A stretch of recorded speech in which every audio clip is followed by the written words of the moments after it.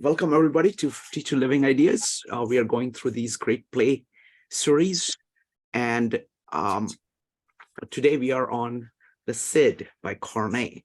So Phil, take it away. All right. Well, like Shrikant was saying, today we're covering Le Cid by Pierre Corneille. I was thinking about this. My first exposure to it, probably like many of you, was through the movie version, the 1960s El Cid movie with Charlton Heston and Sophia Loren. I actually rewatched it in preparation just to, compare my notes on the play and the movie version of it. But anyway, obviously also a very familiar plot dealing with this protagonist based on a real character, Diaz de Vivar, who lived around my notes say 1043 to 1099, so 11th century AD in medieval Castile. Castile was the one of the regions in Spain, and the central city was Seville. So he was one of the knights who served for various different kings, as you probably saw in the play. There is a royal family. Don Fernand is the king, with his daughter Doña Uruk, who is the l'enfant, the daughter of the king. And then in the in the movie version, obviously you have this development where the king dies and he has two sons, and then there's shifting allegiances and all that. And throughout that story, Don Rodrigo basically sticks to his original character, being very noble and always trying to be on kind of taking the high road in every circumstance. So that's the movie version. Now in the play, we have a sort of a short version of that story, focusing on the initial setup of this sort of triangle. But unlike other love triangles, this one is not between two opposing lovers, but really two opposing forces, I would say. And this forms the kind of the integral direction of the play and its theme, which is when you have conflict between duty and honor on one side, and your passions and your inclinations, desires on the other, how do you navigate between those two? I mean, that's really the overarching question.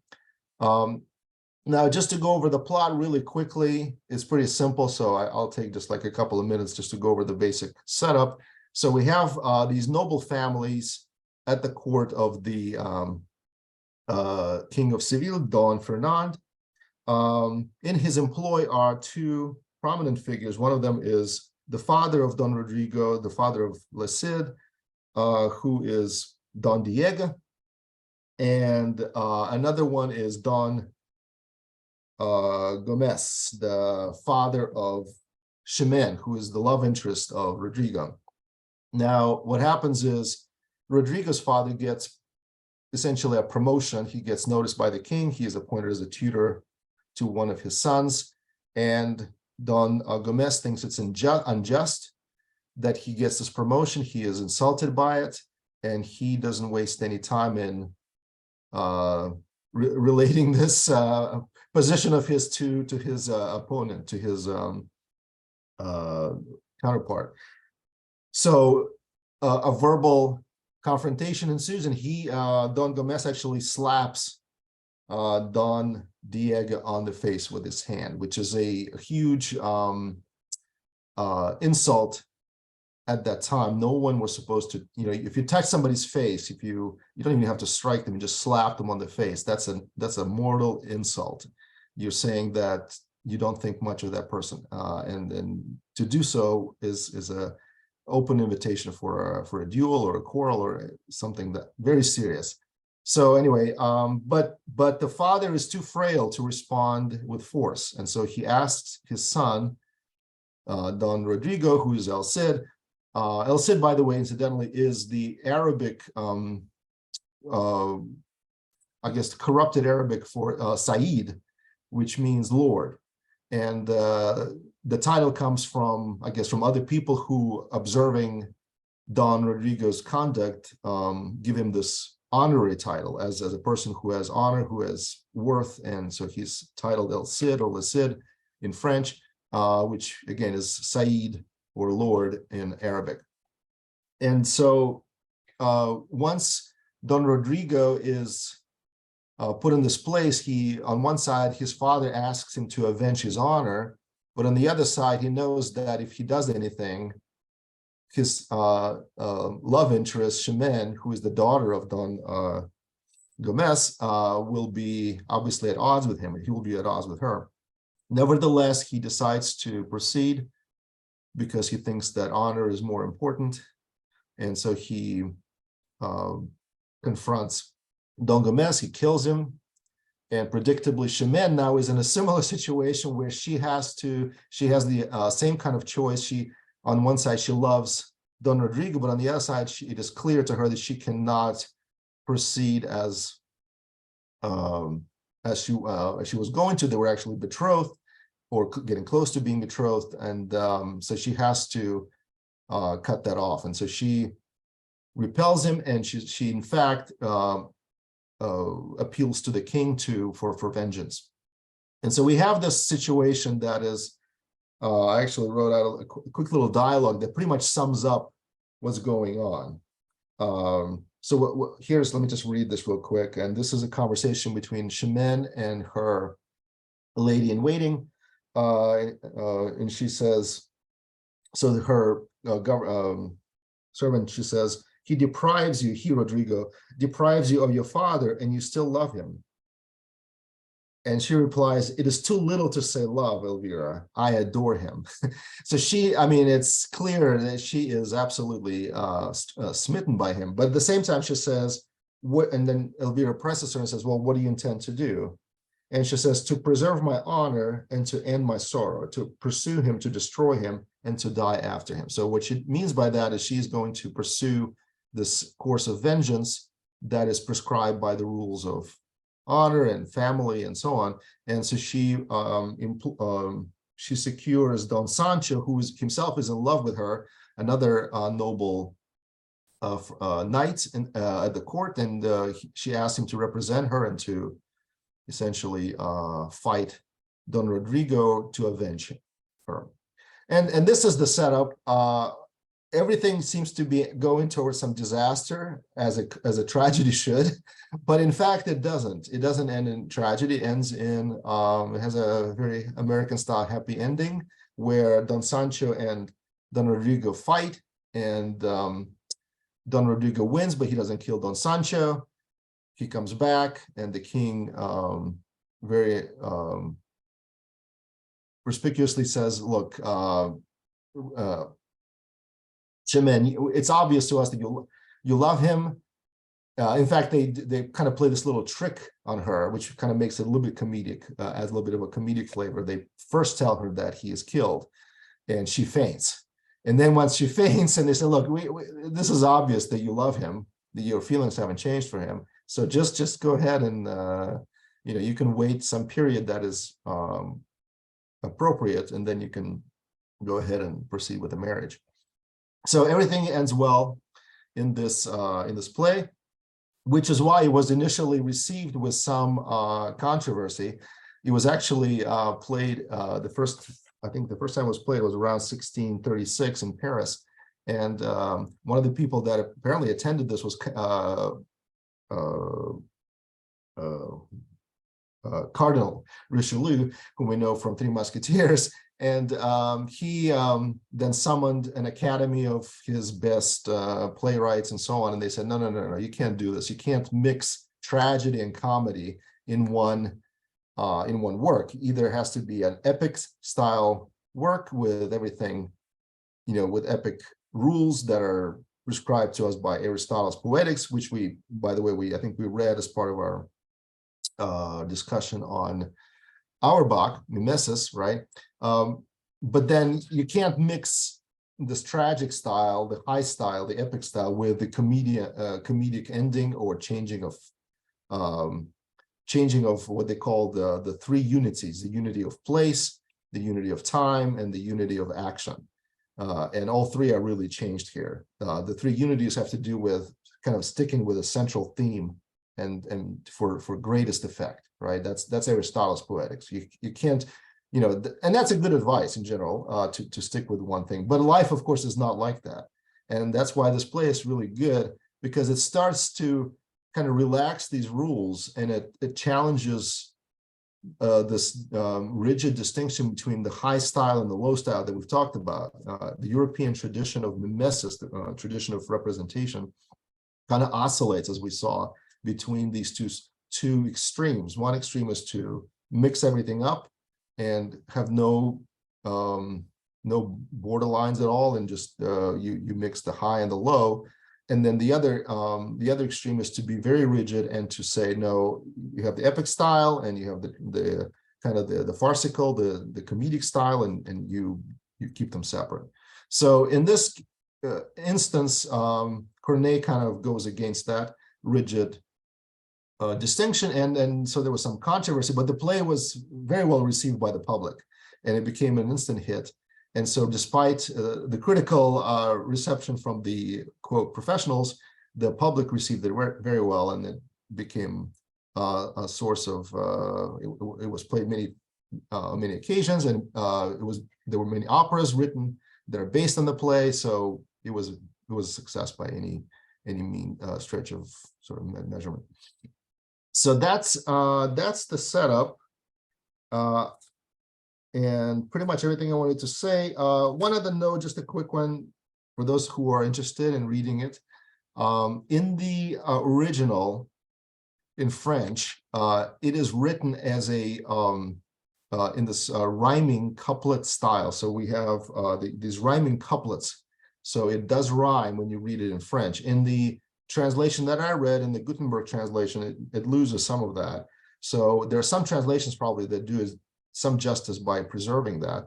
Also, it has, I want to say that it was very meticulously metered into something called Alexandrine meter, which is a 12-syllable meter. So for every line, you have 12 syllables, and you have the accents falling on the 6th and the 12th syllable. So it is quite an achievement from a kind of just stylistic standpoint, because it wasn't just, you know, he didn't just think it up. It took him some time to put all this together, obviously, and it made it easy to turn into an opera, because you can sing it very easily with it rhyming and the meter being there. So just wanted to point that out. So that's all of my notes on kind of the main setup.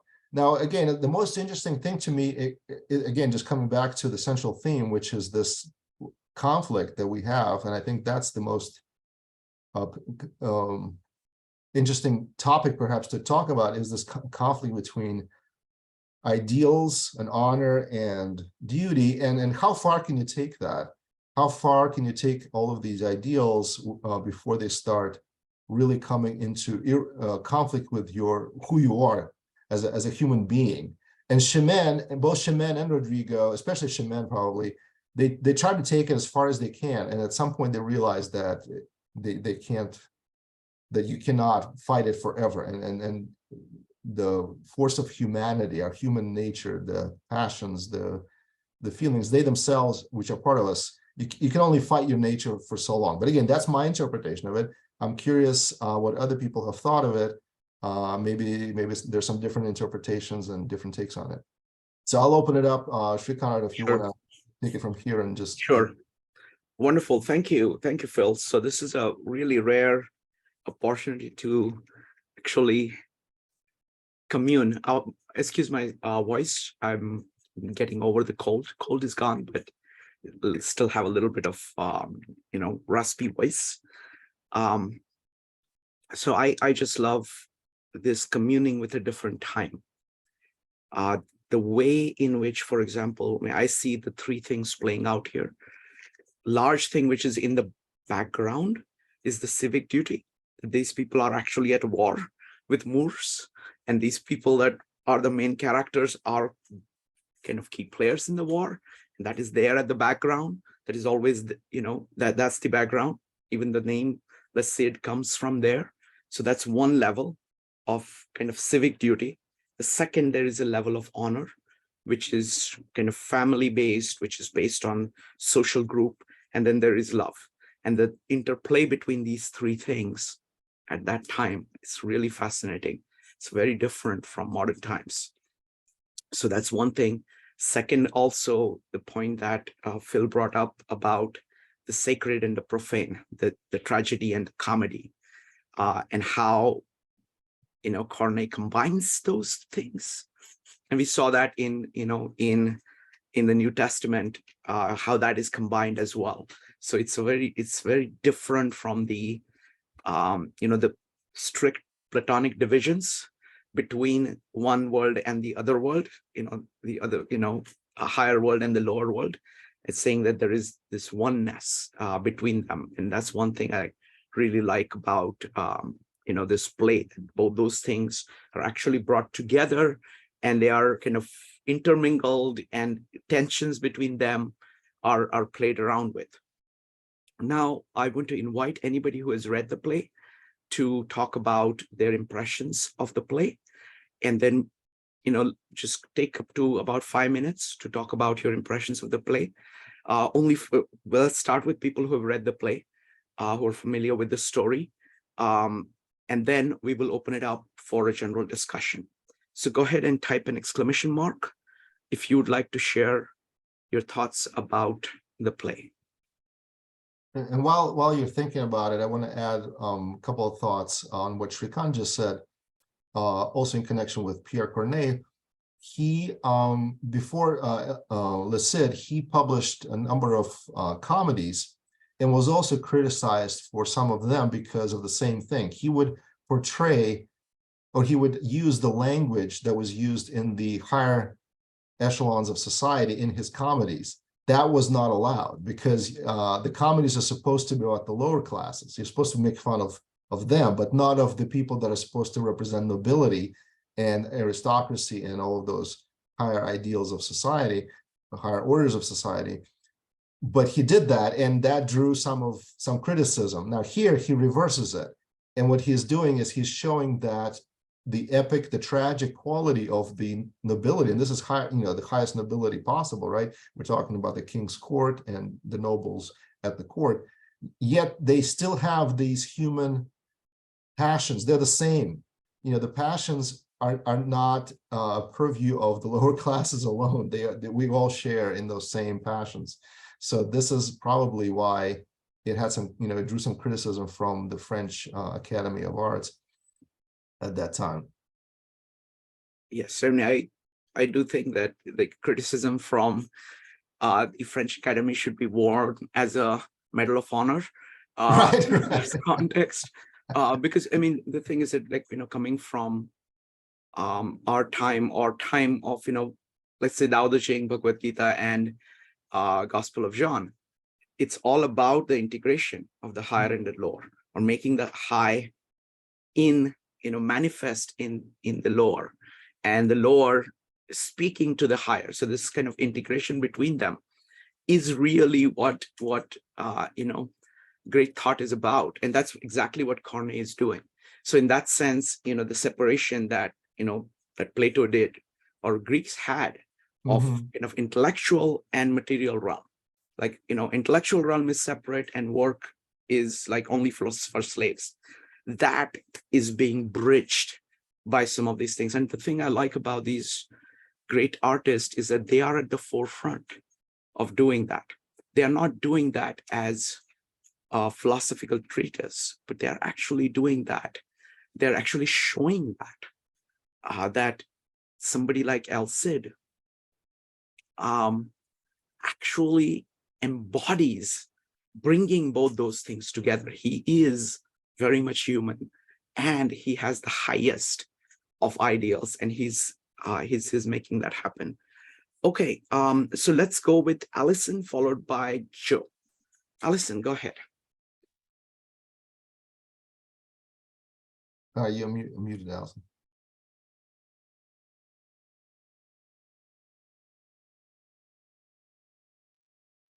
Oh, okay. Yeah, it wasn't letting me. So I watched the movie. I did not read the play, but yeah, Sophia Loren was fabulous, and Charleston Heston. They're just like, it's worth it to see the two of them, honestly. But one of the things that I kept thinking of as I watched it was Romeo and Juliet, because it just seems so similar that you know, and also even West Side Story, like the thing of like they kill the brother, but then that's the man you love, and I'm watching this thinking like, you're gonna marry a man who killed your father? Like, why would you, but this being torn between love of family and love of the man that you love. And, it's just such a common theme in literature. And I thought that was, really striking. And then the other thing that I was thinking about was, what's funny to me about the Spanish and the Moors is how so much of what we think of Spanish architecture is actually Moorish architecture. And I have these arches in my house that I'm looking at them right now. And people always say, oh, you have Spanish arches, but they're not, they're Moorish. So sometimes it's so strange to me when you have these conflicts between, these major religions. And I've been reading, some of the works of each of these religions, and they're so similar.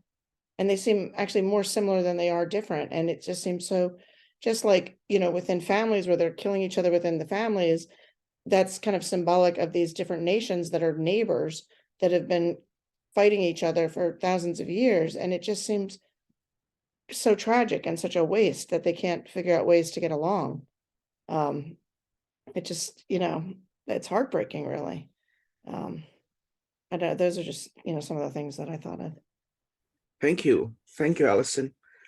Phil, if you want to comment on anything, you can just go ahead. Well, I do want to comment on one thing. So I've been lucky to have visited Spain several times. Well, actually, yeah, several times. And one of the places I visited was Alhambra.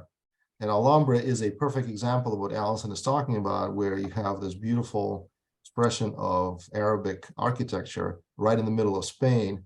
And it is all of those arches and intricate design of the ceiling, and so it is pretty amazing.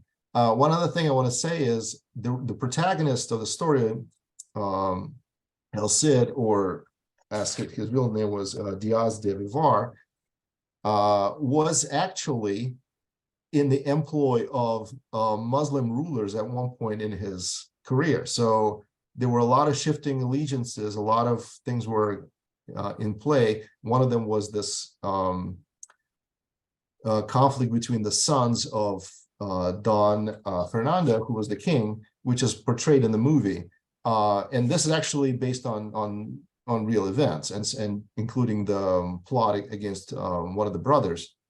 So there was a point at which, after he was exiled, he was actually employed by in the employ of the Muslim rulers in Spain, and then he comes back. So there is that fluidity. There was that fluidity, and the fact that the very name El Cid comes from Arabic, and it's a corrupted version of Arabic Said, which is Lord, speaks of the fact that he was acknowledged as somebody of worth by both sides, by Christians and by Muslims. So in fact, that is an example of, at that point, of something that transcended those religious lines. So maybe, Allison, this actually serves as an example of, something in our nature that recognizes worth and accomplishment that can actually unify beyond these things that divide us, right? The religious traditions, because somebody can recognize that certain nobility of character actually echoes in both Christian and Arab tradition. And in the Christian tradition, of course, you have these chivalric romances, right? The concept of chivalry, which was just getting started at that same time. So 11th century is the time when you have the troubadours, and you have the courtly love, poetry, and all of that is becoming a huge thing in Europe, in medieval Europe. On the Arabic side, I'm not as familiar with their sort of tradition of honor and nobility, but I have a pretty good sense that it probably is very similar, and they also honored courage and principled stances and all of those things that Don Rodrigo represents in his conduct. So anyway, the story itself is a really good testament to the fact that you can have this recognition which actually spans religious differences. Thank you. I want to pick up on one point that Alison brought up, and that is this conflict between family honor and personal love. The family honor concept is very old, is much older. Relatively personal love in the times that we're talking about is a relatively new idea. So it is, again, it is, you know, the greatness of these artists that they bring these things to fore and make people think about it, both in Romeo and Juliet and here. The family honor is taken. You can see the power of the family honor in both the works, and the force that it creates on all the characters, not just the main characters, but all the characters. And then you can also see the individual love that these two beings have for each other. And they are trying to, both of them in their own way, are aware of both these things, and they are going back and forth and figuring out what to do. Thank you, Alison. Great comments. Next up is Joe. Folks, would love to hear from anybody at this point. After Joe, I'm going to open it up for anybody who wants to make any comment about this work. Joe, go ahead. I'm just going to kind of skip to the end and highlight not only their love for each other, but it's interesting to read this after reading Auerbach, and now I understand exactly what you meant by the evolution of writing, like the high style and the low style, and you were kind of seeing that come about. And this is obviously one that doesn't end in tragedy. It's interesting also to compare and contrast Antigone, Othello, and now this, where there is an element of forgiveness at the end, which, and as Shrikant has already talked about, how love triumphs, whereas honor triumphs with Othello, and it is the kind of one of the main themes is too with Antigone. And I think that that's a very powerful lesson in and of itself.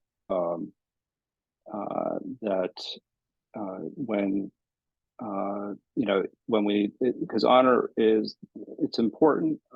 We went over some of the positive aspects of it, but it can also prevent you from having a meaningful relationship, in the sense that Othello would actually, had looked at his honor as more important than his love. So anyway, I listened to this, most of it, on the it was a recording of a play, and it was done quite well. But it's just it's interesting because I think everything I felt like there was a lot of similarities to the other plays that we had read up until now, and that that's actually my comments, because the ending is what really kind of means the most in this for this particular piece, and that's where I'll jump to. I will say that the part that Bill highlighted was actually pretty surprising too, because when I was listening to it, it had that exact line in it as well. So anyway, those are just some of my comments. Nothing. Thank you. Too high. So. Thanks, Joe. So, folks, I'm going to firstly, Phil, do you have any comments? Well, I do have some comments, not specifically about what Joe was saying, although thank you, Joe, for that. I think it's very valid that and what you said about pointing out how honor is very strong in Othello and Antigone, and then it kind of loses some of its, doesn't lose it. In fact, it's in focus, but as far as it's mediated by these other considerations of mercy, forgiveness, love, and it makes for actually a better ending, right? For everyone concerned. So that's a really interesting insight there. I do want to say one thing though. So every now and then you read something like this, and if you're honest with yourself, it kind of, in some ways, rubs is a little too fantastical or too comical or too removed from the current times that we live in. I mean, who actually lives like this? Who actually gives up everything for some ideal? We live in a very cynical society. We live in a very, in a society that's oriented towards getting the most things now, as opposed to some deferred gratification later. Whereas, and this is a very different culture, very different philosophy. And every time I come in contact with something that kind of grades me like this, and perhaps creates this conflict internally, because it's hard for me to reconcile this with what I'm experiencing, it's a sign that it actually, we need to zoom in and we need to study this more, because it's a signal that people do change throughout history, and our view of the world does change. We're not just the same people in a different time. We are actually a different people at a different time. And so it's interesting to me to try to think of what it would be like and what you would have to believe in order to live this out, as Don Diego supposedly did, or Rodrigo rather, and Don Diego too. I mean, they all are living this out. Chemin, Don Rodrigo, I mean, they're all trying to be these honorable characters. I mean, sometimes they have different interpretations of what that means, but they have these very strict rules. I think it's a Spanish national trait also in some ways. I think that they've really contributed that. And you see it in Don Quixote's, right? There and there you have the same conflict, right? Centuries pass and the code of honor has changed. And people look at Don Quixote's as completely, ludicrous, but he is living out these ideals. And so the question is, what kind of worldview would you have to have in order to really take these things seriously? I guess one way I'm thinking of is you'd have to believe that you have this eternal place where everything is reckoned, right? And your life, if you lived a noble life, that's taken into account, as opposed to kind of our very materialistic outlook on, well, it's just whatever, we're given 90 years or whatever, 80 years, 70 years, whatever we may have, and we just have to grab the most things in that time period. And after that, it's all gone. So maybe that is the conflict, is our belief system has changed so much that it's hard for us to really take these things seriously. So that's an open question, open observation. Just wanted to throw that up. That's fantastic. Fantastic. I have a lot to say about that. But I'm going to have first go with Ginny, followed by Allison. Ginny. Yeah, I really enjoyed what you just said, Philip. I think that the dishonor business really does apply more to aristocratic class. My family, I was born into an aristocratic South Korean family. And even though we were very poor, my mother, it was very important for my mother for us to behave in a certain way as children of blah, blah, blah family. And one of the things that happened when I was a little girl in grammar school is that I got into a fight with one of my classmates when I was in 3rd grade or 4th grade.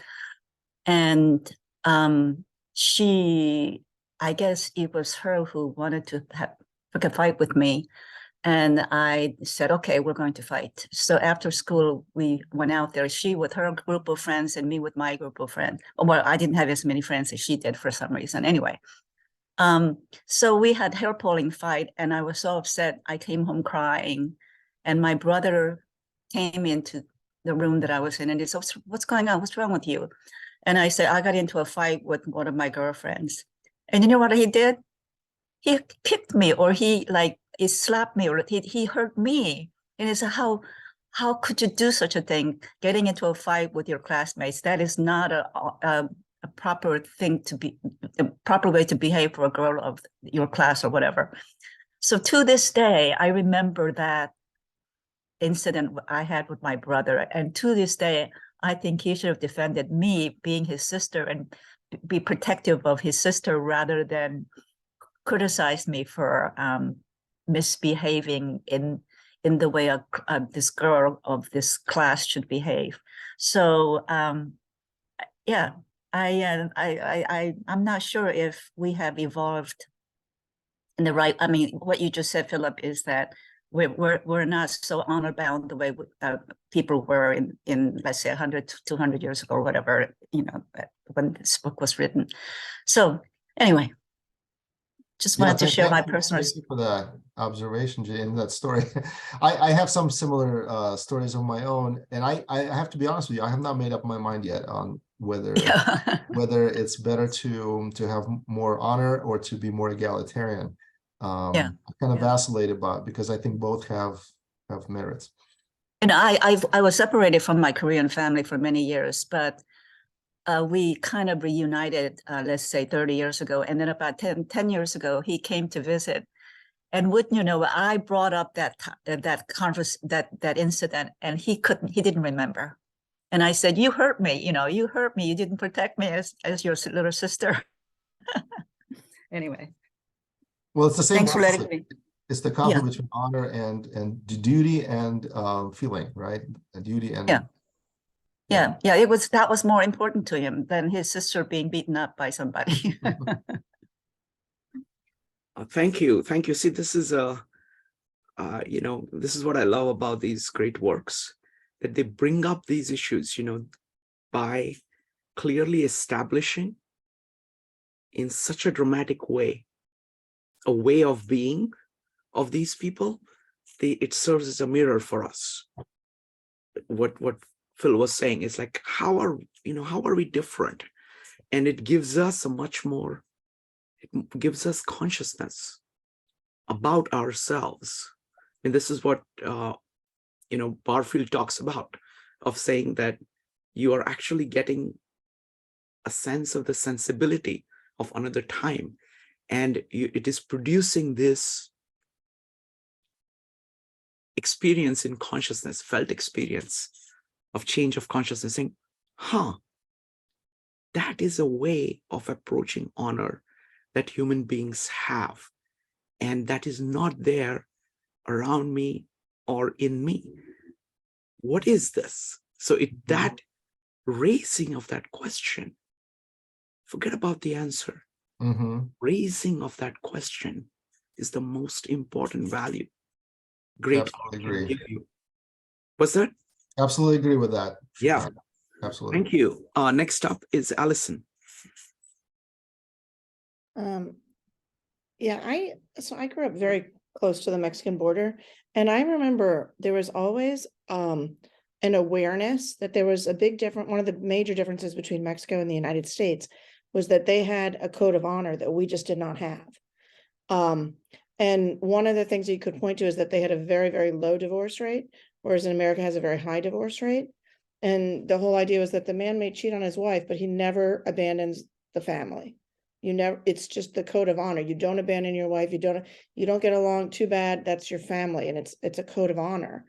And not long ago, one of the Mexican drug cartels, they kidnapped some people and murdered them, but then they figured out who did it and they turned them into the American government. And I remember everybody was shocked, like, why on earth are they turning in 5 of their own men? But they said it was their code of honor, that they were not acting according, that their whole rule is that they don't mess with Americans, and that these 5 violated the code of honor. So they were doing the right thing by turning them in, even though they were part of their group. And I remember so many people were so shocked by that, and I was not at all. And I've talked with like friends and family in California, and they were like, yep, that's what they do. So it's just very interesting. But I feel like sometimes America is so, like, the diversity is a beautiful thing, but sometimes the diversity means that sometimes we are not, it's almost like there's no unifying force. There's no unifying thing to give us a code of honor, because everyone's just doing their own thing. It's such that we're so independent that we just don't think about things in terms of community, and code of honor has to do with community and how you treat others. And it's, in some ways it's a good thing that we're so independent. It's done many things for us, but it's also one of our worst qualities in a way, is that sometimes our independence, it's like shooting ourselves in the foot. Like, we hurt ourselves by that. So it's kind of interesting to see the difference in the cultures, that what happens when you put community ahead of your own personal desires and needs. Yeah. Thank you. Interesting observation about the diversity versus code of honor. I'm thinking of, the Roman Empire. You have all these stories. Well, actually, before the Roman Empire, when Rome was a republic, you have all of these stories of very famous Roman aristocrats that, sacrificed themselves in various ways, and they became legendary. But all of that kind of starts to taper off once Rome becomes an empire. And once you have all of these other peoples are integrated into the Roman world, all of that kind of goes away, or mostly, right? And you have the opposite. You have this complete sense of everything is allowed, and there's no restraint anymore at all of any kind. And so it goes in the, so maybe what we're seeing is something like that, Allison, is where, we've reached the point where we're so diluted that it is a free for all, and just whatever you can get. So whatever code of honor you have will have to come from, not from the national sort of, not from the above, but it will have to come from your own sensibilities, I guess. It's kind of like when a company grows too fast. Mm-hmm. When it's a small little family company, there's a code of honor, there's, a sort of way that you are. And sometimes when they grow so fast, that's lost, and it becomes very individualistic and competitive, and it's sort of no longer that family feel. Mm-hmm. I have a story of my own. When I first came to this country, it was in '91. And one of the things that shocked me, really shocked me, was the Fear Factor show. I don't know if any of you remember this. The Fear Factor, where people would agree to do all kinds of crazy things if they were paid enough. And I just could not understand how anybody would subject themselves to, being, not because it was fearful, but because it was humiliating. And there was this aspect of humiliating yourself and really kind of, in other words, you were willing, the people that were there were willing to give up their dignity for some theoretical or practical set of, zeros in their bank account. And I thought, I could never do that. I mean, I would never do that for anything. Now, that was then. I don't know about now. I'm much more cynical and realistic and all. But anyway, I'm just curious, like, does anybody have a similar experience, or yeah? Shrikant, you're muted. Apologize. So, it's just amazing the number of lines that we are putting down. Please keep track of all of them, and you can pick up on any of these things as we go along. But I want to get more people involved in the discussion first. So Ernest, you're next. Yes, I enjoyed that play, and I want to add to what Philip said. There's another interesting point about Infanta, that she could not get married to Rodrigo because of her status, a different class.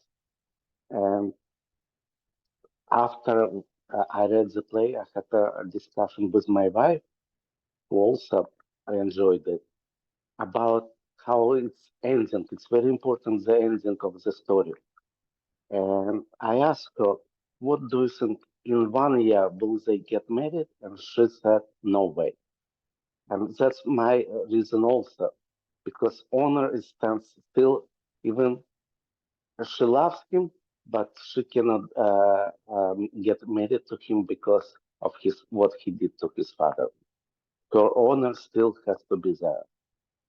And that's my personal opinion, and I would like to hear what other people think about that, how the ending, if they have a future together.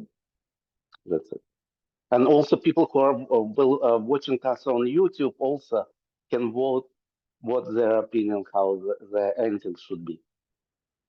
Wonderful. Thank you. Thank you, Ernest. Philip, if you want to comment, Phil, if you want to comment on anything, always just go ahead. Yeah, well, I mean, it's interesting that historically speaking, of course, they did marry.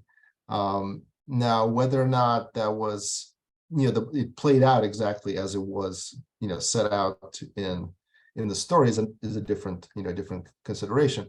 But I agree that technically it does not make sense for her to marry him. If she's really an honorable person, she should deny herself in theory, right? But that's where you have Yogi Berra's famous dictum: in theory, practice and theory should be the same, but they're not.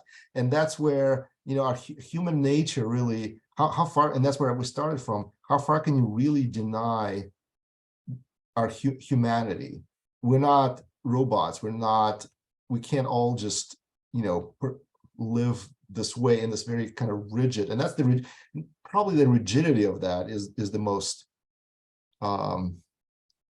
has the most chilling effect, I would say. In Othello, we see how it plays out. There's a way it can play out that's very ugly, right? These honor considerations, they can play out in very cruel ways. And so it's not just about, it's one way to play it out in Hollywood, where the honorable person always gets the girl and always becomes kind of the famous guy. But in reality, of course, the honorable person can just be killed and we'll never know about him. And that's that. He gets stabbed in the back and that's the end of that. And so that's kind of where it becomes interesting. How far do you take this? How far do you take this honorable code of ethics?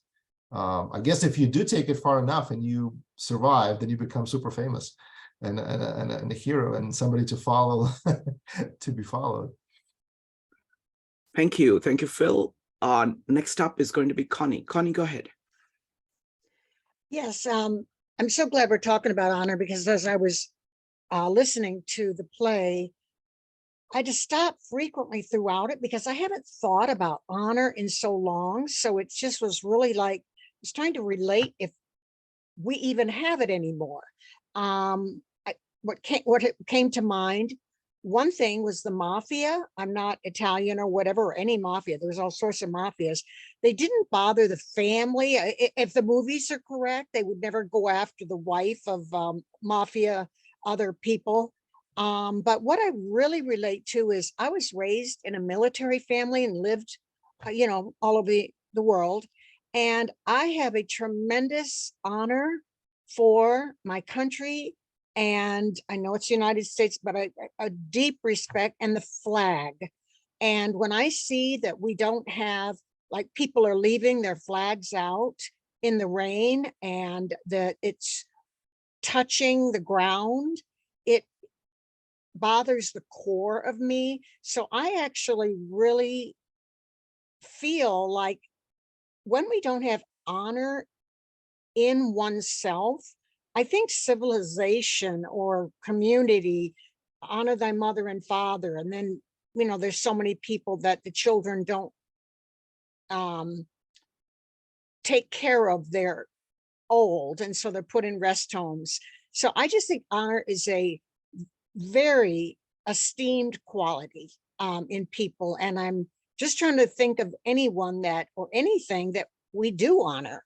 But thank you so much for this discussion. I'm loving it. Connie, beautifully put. Thank you. Thank you so much for that. Really, really appreciate that. I want to continue talking about it, but I want to get more people involved.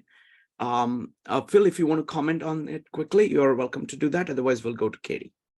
Go ahead. Katie, go ahead.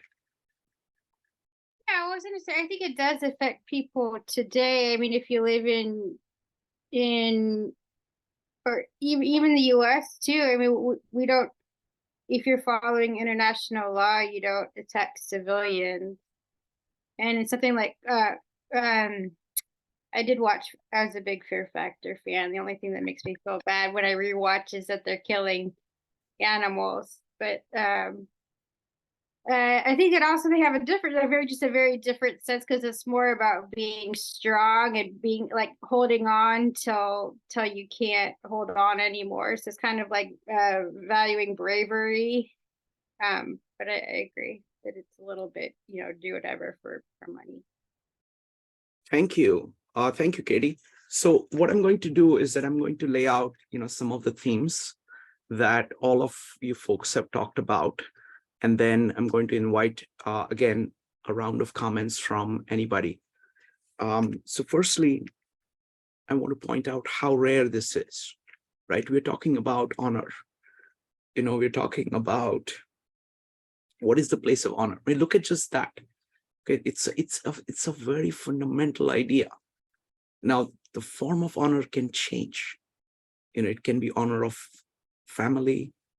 It could be an honor of a group within the mafia or the Mexican cartel, or it could be your honor of saying, we're going to see actually different versions of honor. Okay, so we're going to, for example, in Antigone, we saw a sense of honor. We just consider honor from the perspective of one's own commitment to doing what is right. Forget about whether it is family-oriented, God-oriented, country-oriented, your own understanding of it is. But when you actually look at it, it applies, the concept of honor is much more general than that. And in all these works that we have talked about, Antigone, you can see the honor in Antigone. You can see the issue of honor in Othello. Here we saw it in Cid. And of course, in multiple characters, okay? So you not only see the honor of the main character, but how different people are reacting to it and what is the consequence of that concept. Your own commitment to what is right. We're going to see that in spades, in Don Carlos by Schiller. We're going to see that in a completely different modern context in Enemy of People by Ibsen, of a scientist view of saying, this is what is actually going on. And though everybody is going to be against me, it's my honor. By my honor, I will keep pushing it no matter the consequences to me. And then we're going to see it in Saint Joan by Bernard Shaw.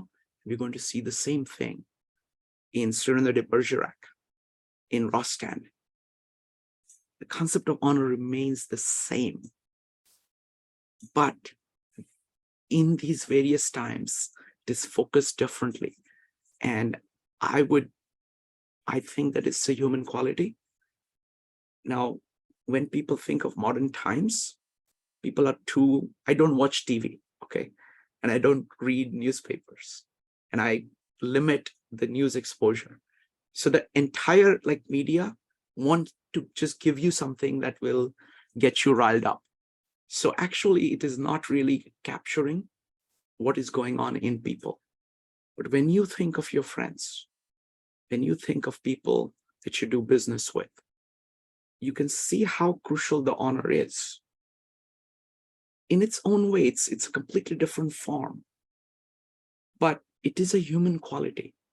And what these works do is that it allows us to reflect on core ideas that are really underpinning human life, like honor, and to see it all, all expressions of it. So for example, the flavor of honor is different across countries. So here we are seeing something from Spain. See, Southern Europe has a much stronger sense of honor than Northern Europe. It's a very different kind of an honor. Northern Europe also has honor, but it's in a slightly different form.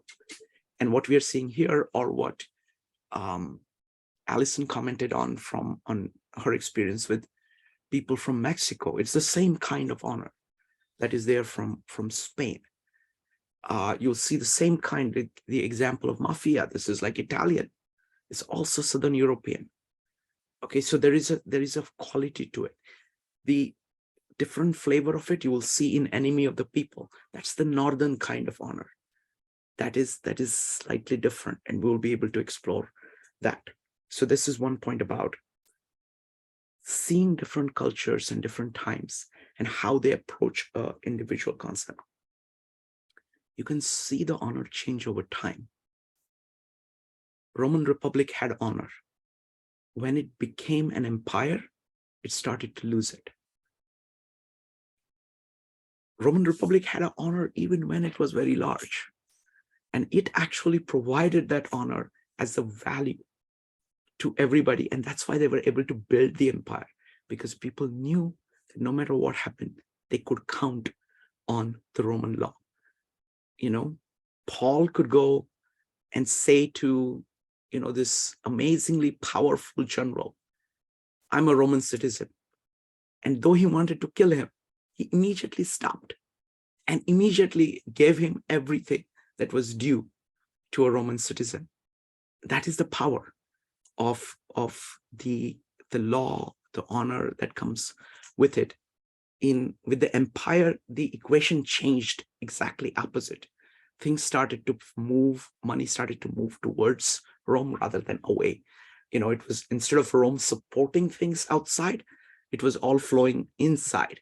And therefore it changed dramatically. So the same thing happens with a company that Alison was talking about. When you have a core group of people who know exactly what the meaning of what they're doing is and are actually embodying them in their thoughts, their actions, their interactions. As they grow in size, they get people from outside who do not really appreciate how it works. What is the crucial thing? So that company culture is lost or diluted, and that leads to that, and actually the customers feel that as well. So it's a great example of similar to kind of, it's the same kind of thing, but Roman Republic and Roman Empire, like a company at one stage and company at another stage, doesn't have to be like that. There are people who can make it happen, but it's the same issue. The same thing with military. I mean, look, if you're in military, if you are fighting, you are dependent on the honor of everybody around you to actually fight and survive. If you cannot trust them with your life, you cannot fight. You cannot fight with them. Fight with them against the enemy. So honor is a practical requirement, and military simply makes it more apparent, more intense. It's not that different in business. It is not that different in friendships, etc., except that it is a little bit diffused. You don't see the impact of it in a life and death way in a short period of time. All right. So anyway, so I would love to hear anybody comment. I've gone on for a while on honor and how we can learn about it. Let me close off with one last thing. The greatest thing that art can give us, as Owen Barfield points out, is to give us a mirror to see what we are missing. It allows us an opportunity of retrieving things which are actually crucial to human beings, which we may have been too distracted with random things to see. C.S. Lewis puts it very beautifully in his book, Abolition of Man. He says, modern world has lost the Tao. eternal principle, and the concept of honor is actually rests on that. So there are a bunch of concepts that rest on holding some version of the Tao.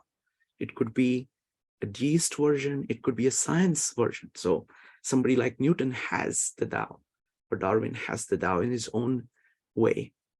And different cultures have the Tao. But if you don't see that there is a kind of a universal principle, that nature has certain laws, and by understanding them and enacting according to them, you can do well, and so you can do well with other people as well. And that forms a set of, that makes possible a set of concepts, including honor. So that's my overall thoughts from on everything that everybody has said. Would love to hear your comments. Shall we go? Phil, do you want to say something, or shall we go to Sarah? I do want to say one thing before we pass on the mic to Sarah. So one thing I want to say is, if we zoom in on this concept of honor, what does it actually mean? So it's honor, honneur in French. It comes back to honesty. That's the basic concept, right? So the idea of honesty is something that really doesn't scale well once you move away from a very tightly knit community to, let's say, an urban setting, and then even more so to like a national setting. And so these things, I think they've evolved. I don't know that I would agree with you, Shrikant, that it's an innate human characteristic. I would say it's an evolved human characteristic that we've adapted, and we've evolved it as part of our moral code, because for so long, human society has been lived in this very tightly knit rural environment where everybody knows everybody. And you need, if you trespass, everybody's gonna know. And in fact, I want to tie this back to Othello, where one of the things that we talked about was reputation, and how that was central to everybody and everything that was happening, right? Othello kills his wife because his reputation would suffer if he didn't. You have all of these. Why is reputation so important? Because reputation is what other people think of you, and whether or not they think you're an honorable person, the person you can trust. If that's gone, you are gone from consideration. I mean, that's it. There's a moment in the movie, the El Cid movie, where Don Gomez asks Don Rodrigo a rhetorical question: can a man live without honor? And he says no, and he stays and fights him to the death. Now, in our society, the answer to that question is yes, a man can live without honor, because we don't have the same setup as we did before. And so people forget. And if you do something dishonorable, you can just move out and go somewhere else and start over. In some ways, that's a good thing, because you're not forever doomed if you make a mistake. But also it's a bad thing, because you have the sense of everything is allowed, and there's no more kind of accountability. We lose that because our society is so fluid, and the honor doesn't travel with you as it should. And so that's why we can't live without honor, and people just forget the dishonorable things that were done in the past. That shift doesn't happen at once, it happens gradually. And so even like I'm thinking of presidential candidates, things that presidential candidates can do today that still allow them to be elected, that bar has been, raised quite a bit, I would say, versus what somebody was allowed to do even 50 years ago. So that it's either that concept of honorability or that concept of scale that doesn't really work for modern society is a problem. The second part I want to mention is the concept of honor. It's kind of tricky, because not everybody even in the ancient times really lived by it. So in another group that I'm participating in, we're reading the Argonauts by Apollonius Rhodius, and obviously it's about the Golden Fleece and the betrayal of Medea, right? Medea betrays her family, and she goes and follows her passions for Jason. It's the opposite choice, right? It's the complete opposite choice of what we have here. Instead of sticking with her family, instead of defending her family's interests, she goes with complete strangers and eventually even kills her own brother to aid her love interest, right, Jason? And so what, you know, obviously she's a person without honor by those same standards that we would apply from today's play. So again, it's not clear to me that she was viewed as a person that was evil. I mean, you can argue that perhaps. Euripides probably argues that in his Medea, but it's not clear to me that it was always that the Greeks had the same concept of honor that the Spanish did in Whoa, yeah, Philip, I'm sorry to interrupt. I feel like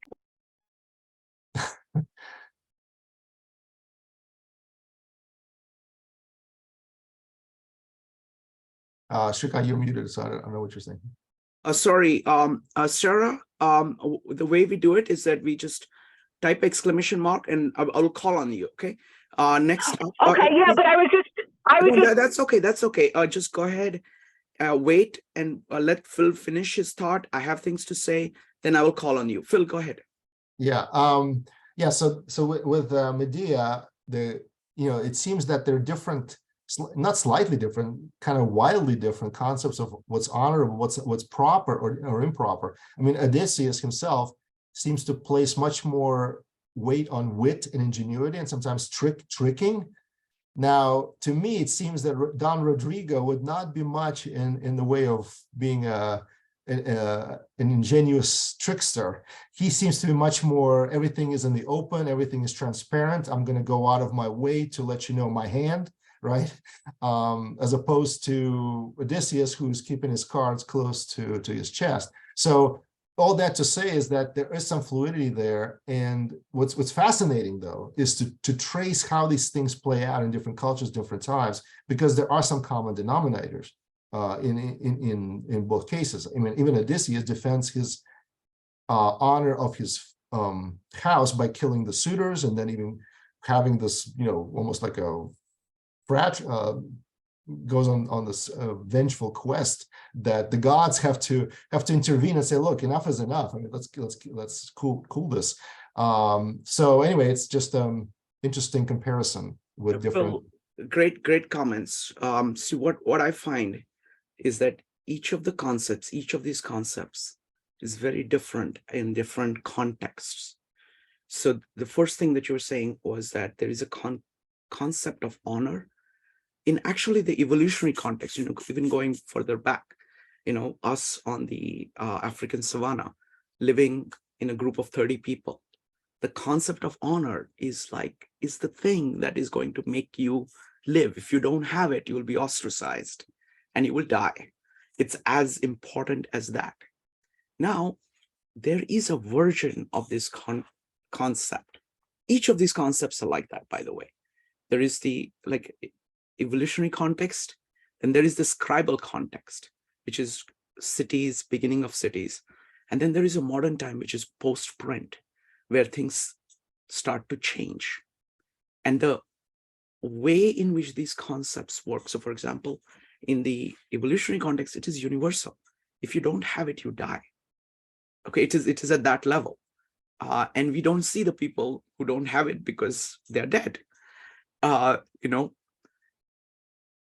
is a version of that is preserved when you move to the city. The trust that is needed, it is needed. It is actually a completely different, it rests on the old concept of honor, but it transforms itself. That's what makes a city plausible, possible, because you do not know other people.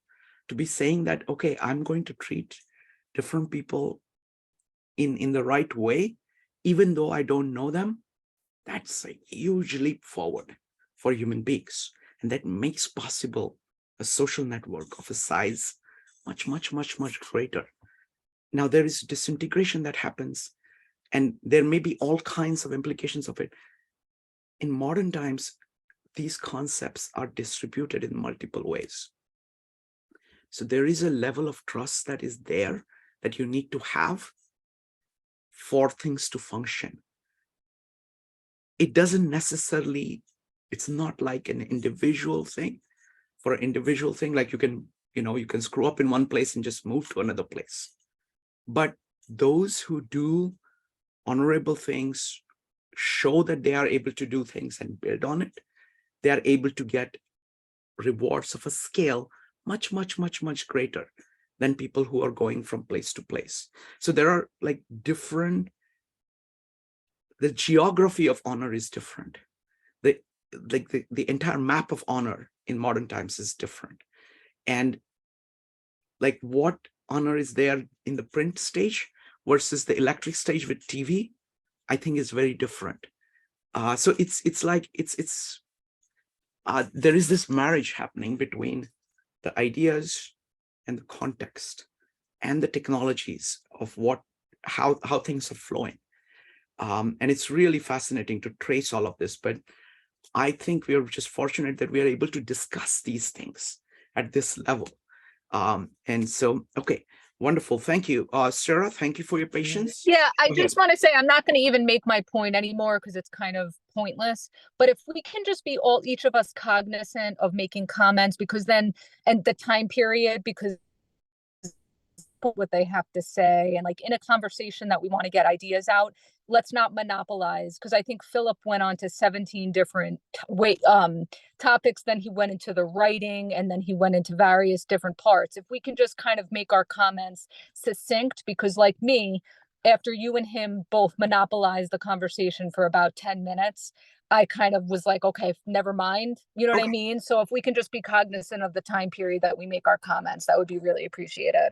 All right, thank you. Thank you, Sarah. I'm very much aware of this issue, and we have a procedure.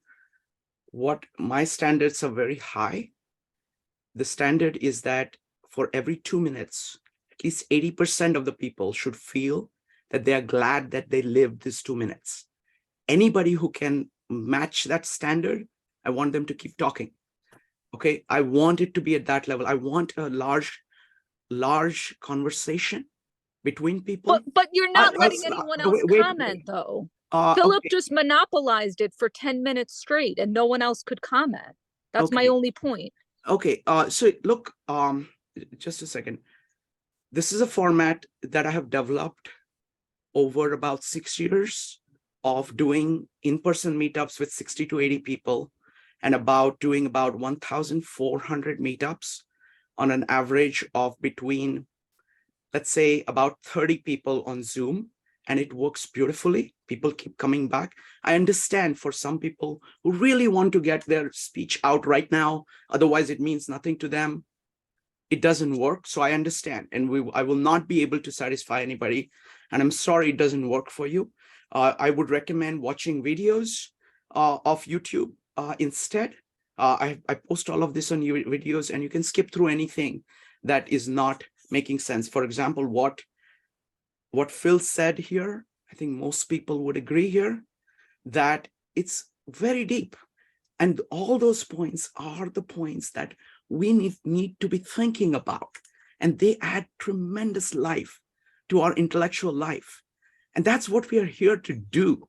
So if like you being able to, anybody wanting to speak now is the criteria, this is not the format for me. This is not the right meetup for you. You're welcome to listen or watch a YouTube video.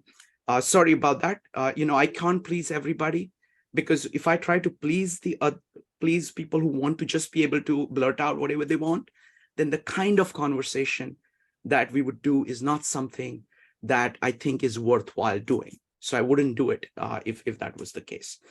Thank you. Next up is going to be Chini. Chini, go ahead. May I just say something to Sarah? Sarah, I mean, I go to a lot of meetings, and there are meetings where it's more free-form kind of conversation. But I think the way Shrikant has created this meetup, I just need to honor, because it's his meetup. So I'm okay. Anyway, thank you. My question to you, Shrikant, this goes back a while. You were talking about various authors that we'll be discussing, and I was just curious, Ibsen's play, which play were you thinking of in terms of Ibsen's play? Enemy of the People. Enemy of the People. Yeah, the list is all there on the meetup. Oh, that's right. Yeah, okay, yeah, I'm sorry, I forgot about that, your list. And then there was one other thing. Oh yeah, Japanese seppuku isn't that really honor-based? Do you know seppuku harikiri? That's also honor-based. Isn't that Japanese honor-based? Okay, Oh, Phil, do you want to respond to this, or should I'm not familiar with it. Ginny, do you want to elaborate a little bit more on that? What that well, is? I mean, Japanese, when I think of Japanese, they also during World War II, they did, what was it that they did? Like the kamikaze pilots? Yeah, kamikaze pilot, and that just seems to be within the same vein as seppuku. That I'm thinking of Yukio Mishima. I was into him, and I did one of his plays in New York, and Okay, I know that he, okay, yeah, that's yeah, a good he point. killed himself. Yeah. So was that because I can't remember exactly what honor related? I mean, okay, I'm just trying to remember exactly why he committed seppuku onto himself. And sure. are you familiar? I don't know about that particular case, but let me just yeah. Oh yeah, harakiri, yes. Yeah, harakiri is basically, killing yourself. Right. The Japanese society is a very good example. If you want to look at different, you talked about South Korean society, it's absolutely kind of honor based.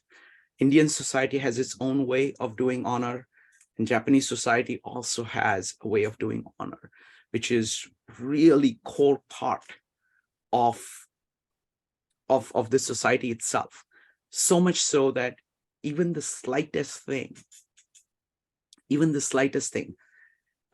like, I mean, the most dramatic example of that was in I think Malcolm Gladwell's book, where they were describing this black box communication between the pilot and the co-pilot. Co-pilot had figured out that the plane is crashing now, okay, within a minute, and within like a couple of minutes it's going to crash. So he had to let the pilot know, but pilot was at a higher level than him.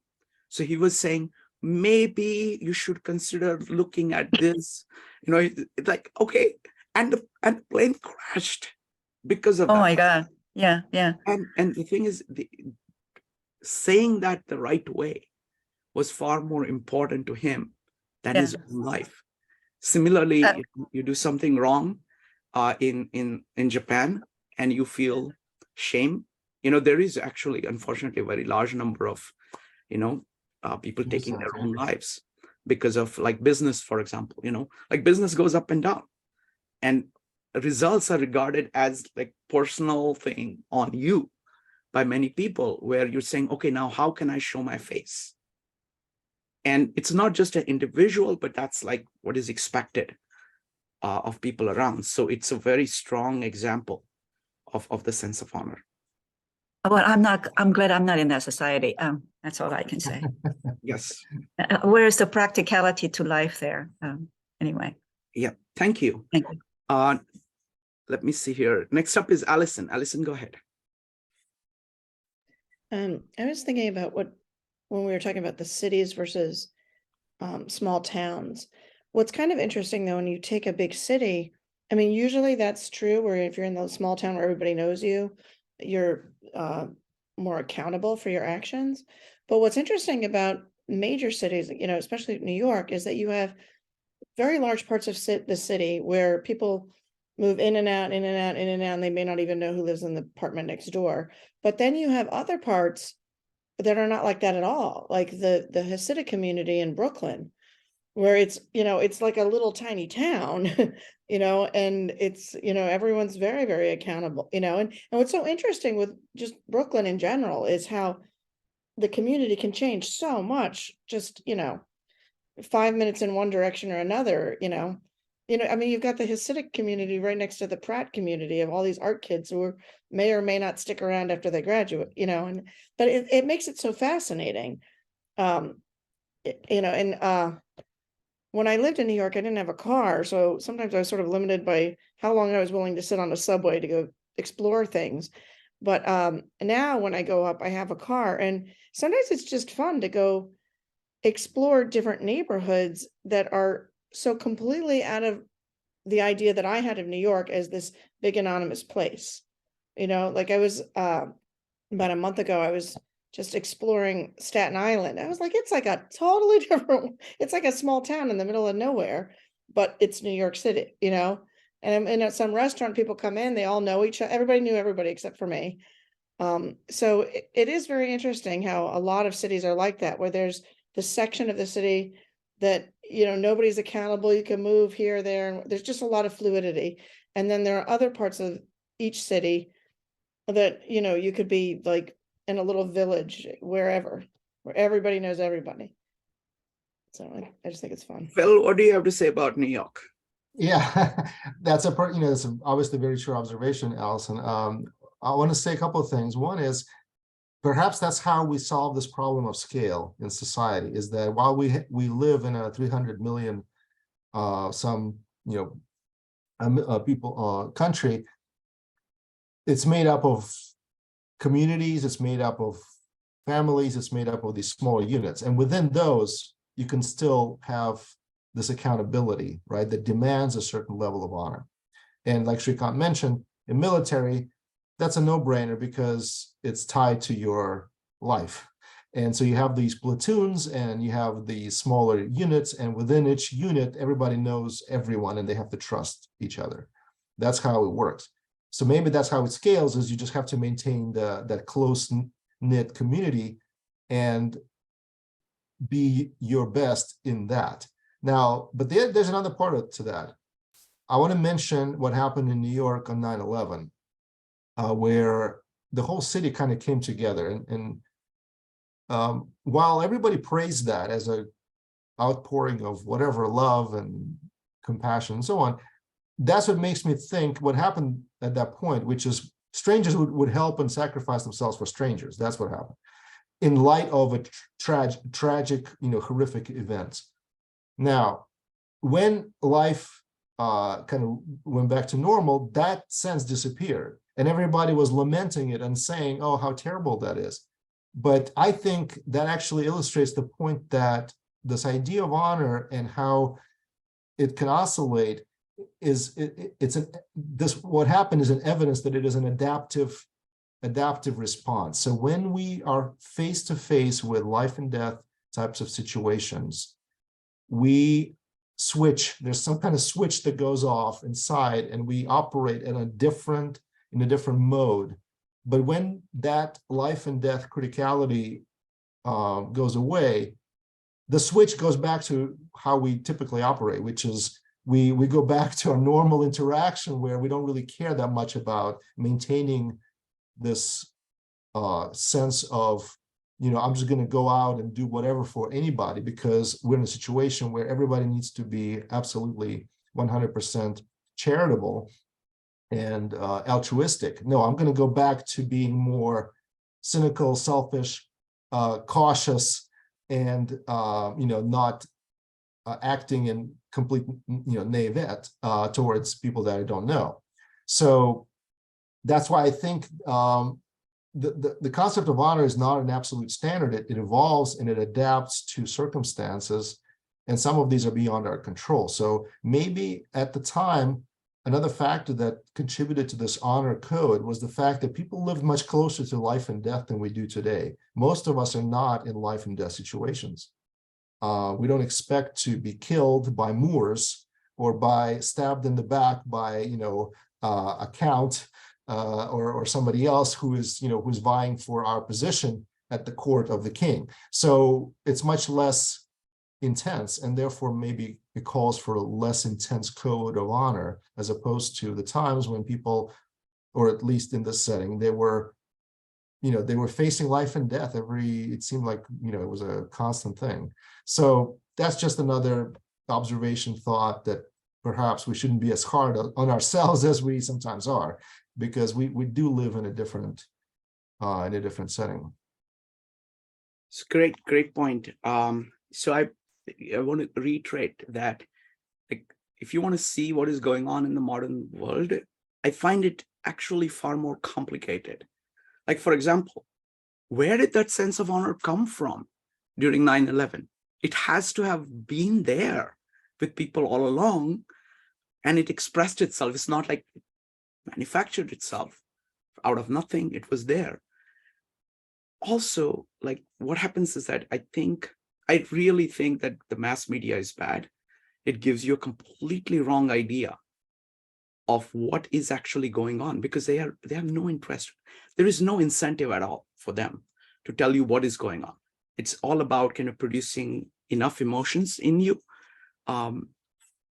positive or negative, mostly negative, so that you will continue to watch, so they can play ads, right? So that's how it is. But when you actually look at lives of people, look at your own life. It is not flat 300 million people. It is a set of networks that you are engaged in, and each has its own set of commonly held ideas.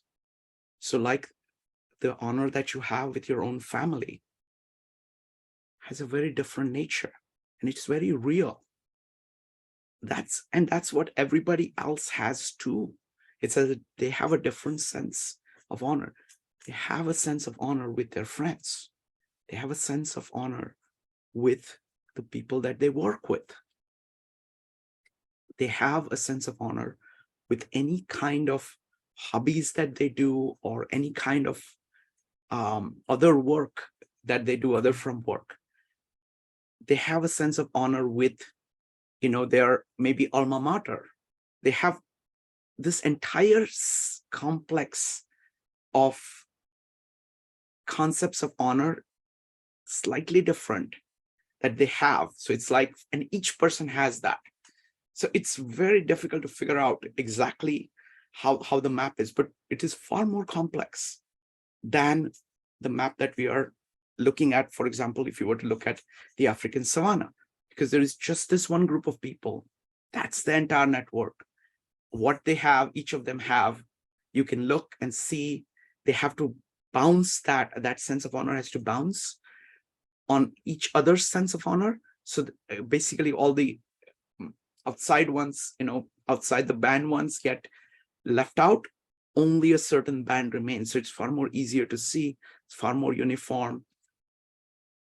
We live in a complex network, and therefore all ideas are going to have a much more complex thing. And the thing is, some of these ideas are needed to keep the world going. So even if you don't see them, many of them are there. Like, for example, in 9/11, who would have thought that New Yorkers would react the way they did? But they did. And so that's what I wanted to say. Folks, go ahead and type ! If you'd like to make any further comments. So firstly, Phil, this series is turning out to be just amazing. I think we are bringing up such deep things here. We're going to go with Ernest. Ernest, go ahead. Yes, another example of what Philip was making is what happened in Poland last year when Ukrainian refugees came to the border cities, and many people came from other Polish cities outside of the border, picking up Ukrainians who were under war conditions, and it mostly they were not involved, don't have any relatives, but they were willing to help all these people. And it was very evident in Poland, as well as in Baltic republics, because they know what it means to go through the war. They were experienced war, and they were very open to Ukrainian refugees. That's another example, yeah. Excellent. Thank you, Ernest. All right, so folks, the next one we're going to be studying is going to be, I think it's going to be, let's see here. It's going to be Don Carlos. Yes, Don Carlos by Schiller. I really like Schiller. Ernest, are you familiar with Schiller? Yes, Mary Stuart. Mary Stuart is, I read Mary Stuart. Wonderful. just would you like to talk a little bit about Schiller as an artist, Unfortunately, he's not well known in North America. Not many German writers are popular, but he's multi-talented. He has knowledge of philosophy, knowledge of science, and history. So he has lots of historical plays, and it's a pleasure to listen to read him, because he has many small points which makes it very interesting. And he has many points in his plays. It's not a simple, it's very complicated. Yeah. Yes. I love Schiller. He would be classified under the Romantics. So he takes these ideas, very deep ideas, and dramatically portrays the meaning of those ideas in action, in plots. So it's incredible. The characterization is incredible. The plots are very dramatic. So I recommend that very highly. So let's talk about all four that are coming up. So Schiller, we're going to do not 2 weeks from now, but 4 weeks from now. We're going to take a break 2 weeks from now. I'm going to put something else. We're doing a series on the Prophet by Khalil Gibran. So I'm going to be alternating between these. So I might do that. So let's look at the 4 plays coming up. So we have finished 3. We finished Antigone, Othello, and Le Cid. And we are going to now do Don Carlos by Schiller, The Enemy of the People by Ibsen, Saint Joan by George Bernard Shaw, and Cyrano de Bergerac by Edmund Rostand. I will first give a chance for Phil to talk about these 4 plays, whichever ones you feel comfortable talking about. Go ahead. Well, I mean, it's a great collection of wonderful plays. I do want to echo something about Schiller, because we just finished, our series on Goethe, and Schiller and Goethe were really good friends and pen pals. And as Goethe was composing Faust, he would bounce ideas off of Schiller. So that tells you a little bit about how highly he esteemed him as a writer, as a philosopher. And like you said, Shrikant, he was part of the Romantic movement. So all of those really interesting ideals and thoughts about nature and how we integrate with nature are, very interesting. Don Carlos, of course, is also set to an opera, and many wonderful productions of that have been made. I actually attended one at the Lincoln Center a couple of years ago. It was wonderful to watch and listen. What's the one after that? The one after that is Enemy of the People by Ibsen. Yeah, I have not actually read much of Ibsen, so I'm not going to comment there. Sure, let me go ahead and do that. And then anybody else who wants to comment on Schiller is welcome to do that, or Ibsen. Just because what we are getting actually are really amazing minds. Okay, each of them is at a kind of a genius level in terms of taking the issues of their time and dramatizing it. Now Ibsen, so we're going to go with Ginny first. Ginny, go ahead. Yeah, it turns out Ibsen, I was a drama major in college, and I have to say Ibsen is one of my favorite playwrights, from Peer Gynt to Doll's House to go on and on and on. And so, yeah, I think it's so exciting that you guys are doing plays. And I did St. John's monologue quite a bit when I was auditioning in New York as an actress. So you guys are picking the right place. Thank you so much. Thank you. Thank Awesome. you, Ginny. What I would say is actually Ibsen is very, very interesting. It's going to be interesting after all the things, after going through Corneille and then Schiller and then Ibsen, because Ibsen is very much kind of Northern European sensibility. There is a level of precision and just the way it's actually much more closer to the American mind of how he does it. Even the context is like 19th century context. So it is far more closer to us. This is a story of a scientist who has found something wrong in the water, which is going to kill everybody, or it's really going to impair health of everybody. And nobody wants to acknowledge that. And everybody in the, both kind of bureaucratic government organization, all the other scientists who are supporting it, and the people are going to say, what are you talking about? And he stands up to that, and he fights against that.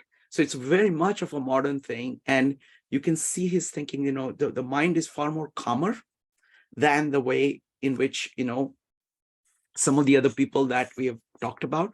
It is full of reason, but you can see the passion, the honor in there. It's in a much more muted form, but it is there, and it is actually he's able to actually explicate all of that over his entire time with other people far more effectively, because he has the full power of reason behind him. So it is a very, very interesting addition to this set that we're studying. And as we learn from Owen Barfield, we're trying to commune with these different sensibilities, and you can see the kind of Enlightenment, modern science sensibility in Northern Europe presented in dramatic form in Ibsen. So it is a treat. All right, let's go to the next one. The next one is going to be George Bernard Shaw's Saint Joan. Phil, would you like to say anything about it?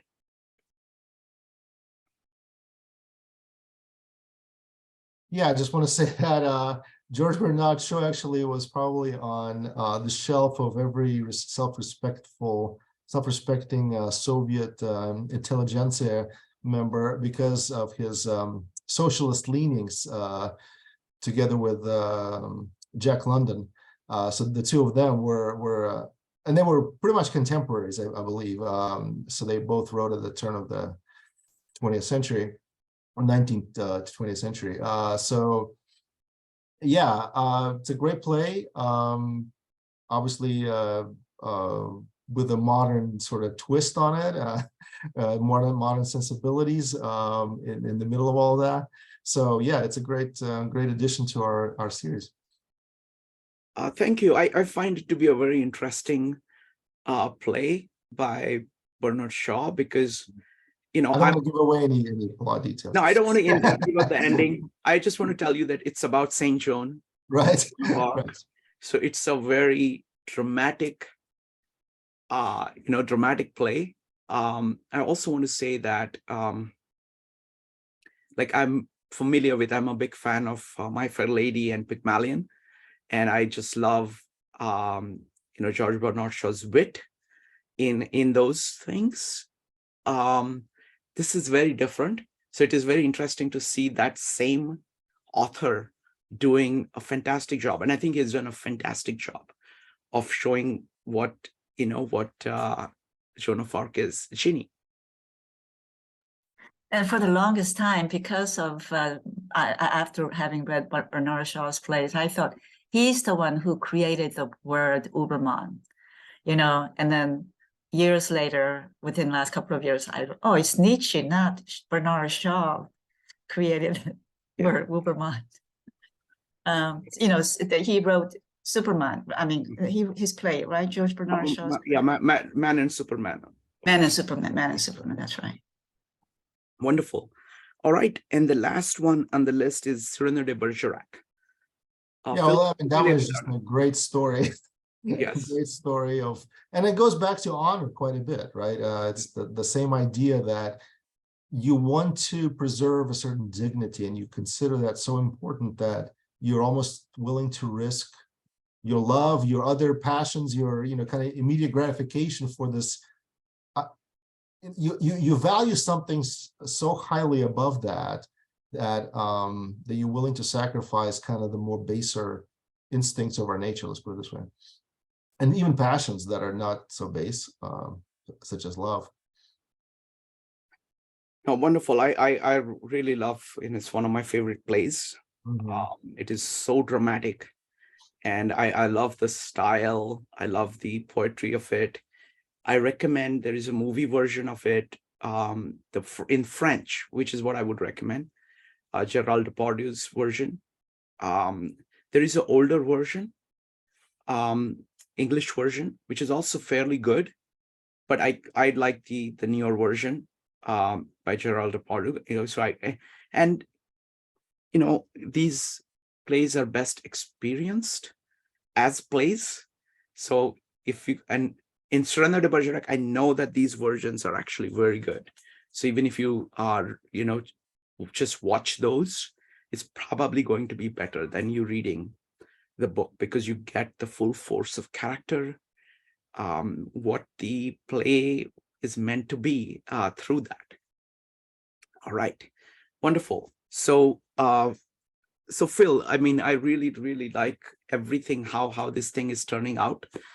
And we'll keep building on that. You know, you got us started with Owen Barfield, etc., and all this entire language, on this language train, and we're doing a lot. We are actually every other week we are doing The Prophet by Khalil Gibran, because it's again a very beautiful poetry, trying to capture really deep issues written in fairly modern times, but actually trying to retrieve ways of thinking of the past. So it's something really special, and we are learning so much about language. I was just looking at the event schedule that we have, and it's quite scary how much we have become a literature-based group right now. So I like that very much, you know, because it's actually a very quick way, as Owen Barfield points out. It's a very effective way of seeing these. Like if you want to read like a very large tome of philosophy and try to figure out what it actually means, it's much harder. But the same thing you can do by focusing on this. Now, all right, Ginny, go ahead. Yeah, you know, when you go, I go to a lot of philosophy meetings, clearly, and people really don't talk about plays as being philosophical with a philosophical material themes. So it's interesting that you are acknowledging the plays and its philosophical intent and implications. So I think that's quite impressive. Wonderful. Thank you, Ginny. So Phil, if it is okay, I have one last question for you, one last topic, and we will wrap up at 7 o'clock. Is that okay? Yeah, that's fine. I mean, one of the top topics that I've been thinking about is this interaction between sacred and profane, because it runs, I mean, I'm coming across it in so many different forms across my studies. It's very deep issue. It is like you either have this connection with the Tao, or you're looking at the world, and having both of them operative in you, in a work, it's something else, and very few people can actually pull that off. So can you talk a little bit more about the sacred and the profane, and especially about the sacred as it applies to— You want me to take the yin and not talk about the yang? Yes. Well, because we have too much of, you know, we are right. Mostly in modern times, we are inundated with just things of profane variety, of, you know, everyday variety, and not enough focus. Right. But the thing is, though, here is, I want to remind you, though, that you cannot have the dark without the white and the white without the dark. Yes. So if everything is sacred, then it loses its meaning. So you have to have something that's not sacred. And in between the sacred and profane, there's something called common, right? That's the third part. So we have things that are commonplace, like our clothes or whatever. They're neither sacred nor profane. However, they can move, these common things can move in either direction. So a common thing, if you, let's say, in the Old Testament, there are all kinds of examples of that. You take a completely common thing, like a tent, and you say, this is going to be a special tent. We're going to call it the tent of the meeting, and it's going to be devoted to God. That thing stops being common. At that point, it's sacred. And everything is kind of, all society, all Jewish society or Israel society is centered around and kind of, built around that. So you make certain things, certain days, certain people sacred, and you can no longer use them in common ways. That would be profane. If you take a sacred thing and try to use it in a common way, that's a crime. Now, the opposite direction, you can take a common thing and you can make it profane. Now, what makes something profane? Well, if it somehow departs from what is lawful usage, whether it's dietary, whether it's something has to do with ugliness or cruelty or anything that's really outside kind of the bounds of what's prescribed, then that's profane. Now we think of profanity mostly in language, right? So what is that? Well, we take a language which is kind of common and we use it in ways that are profane, in ways that are debasing, right? And certain words become profane, certain expressions, certain whatever, they become profane because they're no longer common. They're no longer used to do things that we typically do with language, which is communicate. They're used for something else. And so that's the kind of, so it's really three things, right? The common, the sacred, and the profane. And around that, built around those three things is how, and there was the kind of the pivotal work of Emil Durkheim, who was pioneer sociologist. He basically said that's really how religions function, is they organize society around beliefs that have to do with these three things, primarily sacred, right? So sacred is what's used to organize society, to marshal its allegiance, to cease kind of individual bickering, and to devote people to a thing, right? And this is true in all societies, in Egyptian societies where they built the pyramids, and that was not, why did they build those things? What was the kind of the reason? Because it was that belief and how strongly it was held, it helped organize that society. And that was the value. It wasn't just about one guy's decision, well, I'm just going to build some big, monument to myself. That would never happen. It had to be a deeply held belief about afterlife, about cosmology, about worldview, and it helped marshal the entire society. When, to the degree that that belief disintegrated, the height and the effort that society could marshal to build these things also went down. So the largest pyramids are the oldest, or nearly the oldest. I mean, not totally, but you have a kind of a peak and then you have a decline. And then you have in every other society today, somebody mentioned, I think it was Katie, was it Katie or somebody else? Connie, maybe? I think it was Connie, mentioned the flag. That's a thing we hold sacred. Why is it sacred? Well, it's something that's used to organize and to marshal the devotion, allegiance of our society. Flags are still used for that purpose, and that's why we hold them. It's not a common thing, right? That's why you can't leave it in the rain, or you can't let it touch the ground, because that would mean that you're treating it as a common thing. But it's not, right? In our mind, it holds this, and to the degree that that stops happening, to the degree that people don't do that, is the degree to which our society is no longer, it's just one less glue that we have to kind of glue us all together, to have that sense of citizenship, right? That we're all together in this. We're this corporate identity, right? If you will, corporate meaning body, right? We're all kind of one body of an organism. So yeah, that's how I think about it. I just have to tell you a story about the flag, because you also pointed out you talked about 9/11. Mhm. So on 9/11, I worked in the Empire State Building. And when we saw the second plane go in, it was very clear. And if you're in the Empire State Building, your first thought is that if there is a third plane, it's coming for you. So everybody rushed out. I was luckily not there. My colleagues were there. And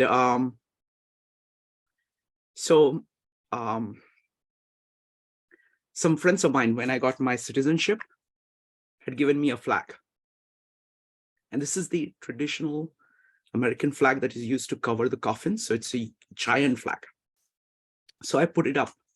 We were on the 74th floor of the Empire State Building.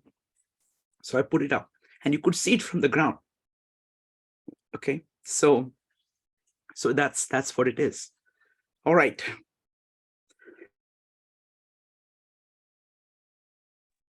All right, my voice is giving out. So thank you so much, Phil, and thank you, everybody. Really appreciate all your comments. This series is turning out to be just amazing. Thank you, everybody. See you soon. Bye. Bye.